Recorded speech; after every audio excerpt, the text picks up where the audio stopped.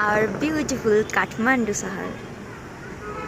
आज धेरै समयपछि होला कि मैले काठमाडौँ यति सफा मतलब हुन्छ नि एकदम क्लिन के एकदमै त्यो उता टाढाको भ्यूहरू पनि राम्रोसँग देखिने। नत्र चाहिँ कस्तो हुन्छ भनेपछि नत्र चाहिँ अलिकति के कस्तो भनेपछि क्लिन नभएर होला टाढातिर अलिकति फगी कस्तो भने चाहिँ अलिकति धुद्ला देखिने के।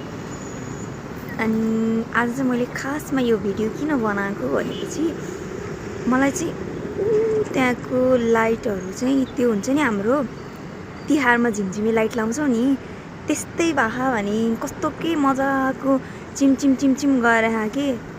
मैले त्यो एरियामा फर्स्ट टाइम नै भनौँ है यति लाइट बलेको देखेँ कि।